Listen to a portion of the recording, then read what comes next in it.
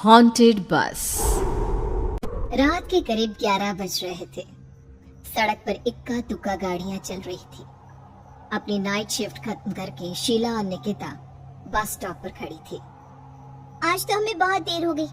पता नहीं घर जाने के लिए हमें कोई साधन मिलेगा भी या नहीं। अगर कोई साधन नहीं मिला तो कहीं रात इसी बस स्टॉप पर ना बितानी पड़े।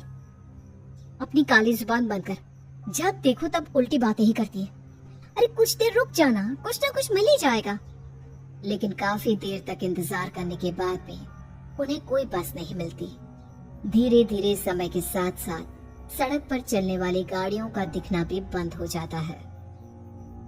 अरे ये देख, अब तो सड़क पर एक भी गाड़ी नहीं दिख रही। दूर दूर तक गाड़ी और किसी इंसान का नामो निशान नहीं है। एक काम करते हैं, वापस अपने ऑफिस चलते हैं। हम दोनों आज रात वहीं गुजार लेंगे। देख, तुझे अच्छी तरह पता है 10 बजे के बाद चौकीदार ऑफिस के मेन गेट पर ताला लगाकर अपने घर चला जाता है। ऑफिस जाने का कोई फायदा नहीं है। इस सुनसान सड़क को देख मुझे बहुत घबराहट हो रही है।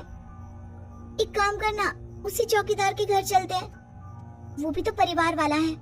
हम बेफिक्र होकर आज रात उसके घर पर रुक सकते हैं। अरे पागल, चौकीदार 10 बाई 10 की खोली में रहता है। उसके 4 बच्चे हैं। मतलब वो हमें अपने घर में कौन सी जगह देगा। अब तू ना ये बेकार की बातें बंद कर और चुपचाप खड़ी रह। शायद कोई लिफ्ट ही मिल जाए। फिर काफी देर इंतजार करने के बाद आखिरकार एक नीले रंग की बस उनके सामने आकर रुकती है। बस का दरवाजा खोल कंडक्टर उन दोनों से कहता है, कहिए कहाँ जाना है आप दोनों को? देखिए मेरी पूरी बस खाली पड़ी है। मैं आप दोनों को आपके ठिकाने पर छोड़ दूंगा। इतना कहकर कंडक्टर मुंह में भरे पान की पिचकारी सड़क पर दे मारता है। निकिता, लोगों का कहना है कि कुछ महीने पहले इसी तरह अंधेरी रात में एक नीली बस के अंदर कुछ बदमाशों ने एक जवान लड़की की हत्या कर दी थी। इस बस का रंग भी नीला है। कहीं ये वही बस तो नहीं? कंडक्टर शीला की बात सुन लेता है और मुस्कुराते हुए कहता है, देखिए मेम साहब, उस घटना के बारे में मैंने भी सुना है।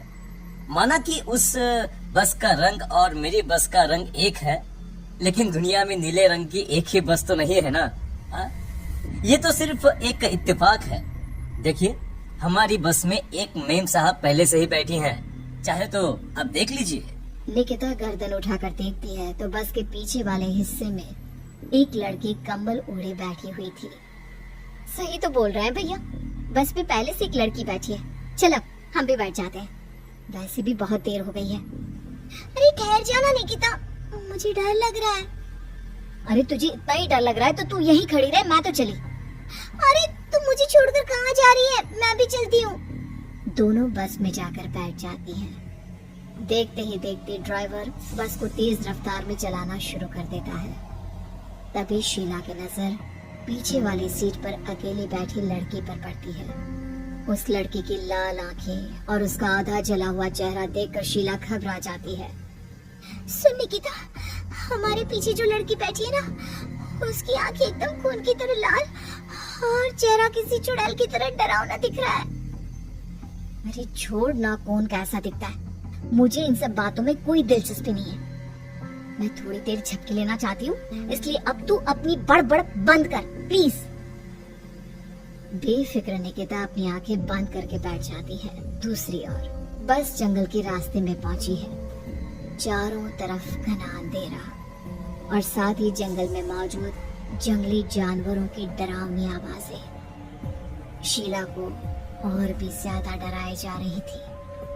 थोड़ी ही देर में बस एक बरगद के पेड़ के पास से गुजरती है। तभी अचानक बरगद की डाल पर बैठी एक बिल्ली कूदकर खिड़की के रास्ते शीला की गोद में आ गिरती है।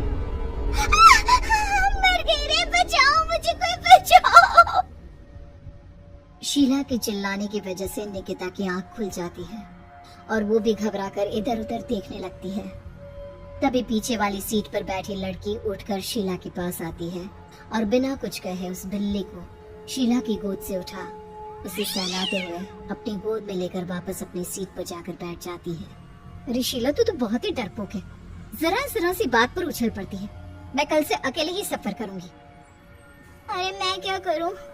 वो बिल्ली अचानक मेरी गोद में आ गिरी। अपनी बकवास बंद कर और मुझे चैन से सोने दे।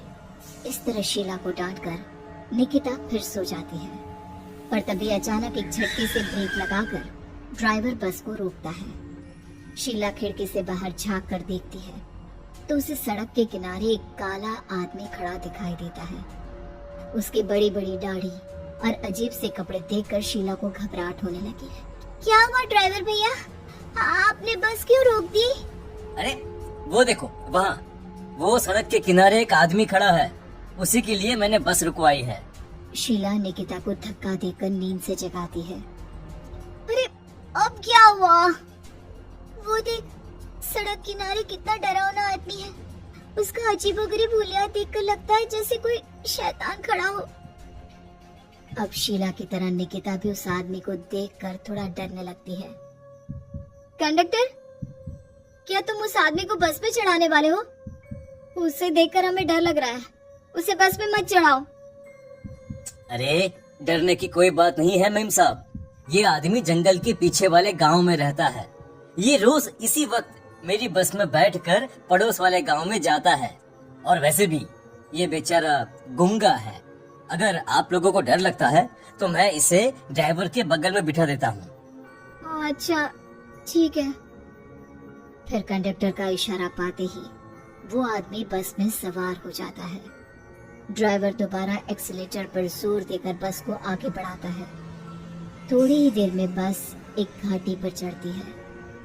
बस के एक तरफ गहरी और डरावनी खाई थी, पर ड्राइवर को इस बात से कोई फर्क पड़ता नजर नहीं आ रहा था। वो लगातार बस की रफ्तार बढ़ाकर बस चलता जा रहा था। ड्राइवर भैया, आप देखते नहीं क्या बगल में इतनी गहरी खाई है? बस की रफ्तार लगातार बढ़ाए जा रहे हो, थोड़ा धीरे चलाओ ना। अरे मेम साहब, घबराने की कोई बात नहीं है, ये तो मेरा रोज का काम है। मैं तो यहाँ इसी रफ्तार से बस चलाता हूँ। आप बेफिक्र होकर अपनी सीट पर बैठ जाइए, आपको कुछ नहीं होगा। ड्राइवर के कहने पर निकिता शांति से बैठ जाती है। कुछ दूर चलने पर अचानक ड्राइवर बस को सड़क के किनारे रोक देता है। शीला एक बार फिर खिड़की के बाहर झांक कर देखती है, लेकिन इस बार उसे कहीं कोई दिखाई नहीं देता। अरे अब क्या हुआ? तुमने बस क्यों रोक दी? यहाँ तो दूर दूर तक कोई भी नहीं दिखाई दे रहा। ड्राइवर उसकी बात का कोई जवाब नहीं देता, पर कंडक्टर बोल पड़ता है। ये हमारी फेवरेट जगह है, हम अपने सारे अच्छे काम यहीं पर करते हैं। अब हमारा प्रोग्राम खत्म होने के बाद ही बस यहाँ से आगे बढ़ेगी। इतना कहते ही कंडक्टर सीट के नीचे रखी एक शराब की बोतल निकालता है। अरे ये सब क्या है? तुम्हारे बस में सवारी बैठी है, उन्हें घर पहुंचाने की जगह तुम यहाँ सड़क के बीच में बस रोककर शराब पियोगे? बस में लड़कियों के बैठे हुए भी तुम्हें ये सब करते हुए शर्म नहीं आती? कंडक्टर कोई जवाब नहीं देता और मुस्कुराते हुए शराब पीने लगता है।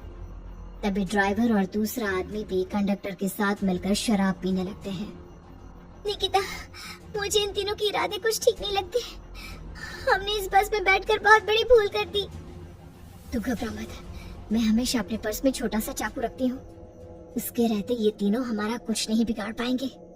देखो गज्जू भैया, हमारी बस में इस समय 3 जवान लड़कियां बैठी हैं।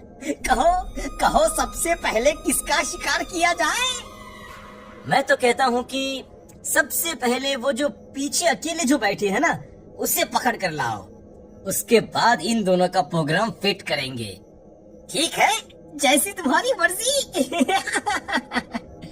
अब वो आदमी पीछे वाली सीट पर बैठी लड़की के पास पहुंचकर उसका हाथ पकड़ लेता है, लेकिन तभी अचानक उस लड़की की आंखें जरूरत से ज्यादा बड़ी और लाल होने लगती है। उसका चेहरा गुस्से से लाल और उसके मुंह से नुकीले दांत दिखने लगते हैं। अरे ये क्या? ये लड़की अचानक इतनी खतरनाक कैसे बन रही है? इतने में वो लड़की उस आदमी को उठाकर वही सीट पर पटक देती है।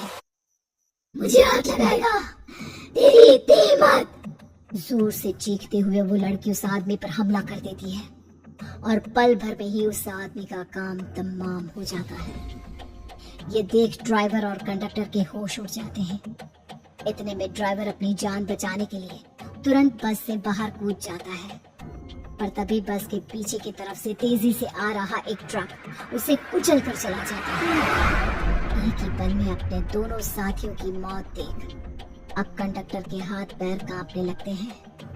ये सब देखने के तो शीला के भी होश उड़ जाते हैं। वो चुपचाप अपनी सीट पर ही छुप कर बैठी रहती है। अरे अरे अरे कौन हो तुम और तुम इतनी भयानक कैसे बन गई? अब वो लड़की गुस्से में गुर्राते हुए कंडक्टर का गला पकड़ लेती है। इतनी जल्दी मुझे भूल गए? कुछ महीनों पहले तुम तीनों ने बड़ी बेरहमी से मेरी हत्या की थी और फिर शहर छोड़कर भाग गए। कई दिनों से मैं तुम तीनों के इंतजार में भटक रही थी। आज जाकर मेरा बदला पूरा होगा। अब तू भी अपने साथियों की तरह जहन्नम पहुंच जाएगा। अब वो लड़की कंडक्टर को उठाकर बस के पास मौजूद खाई में फेंक देती है।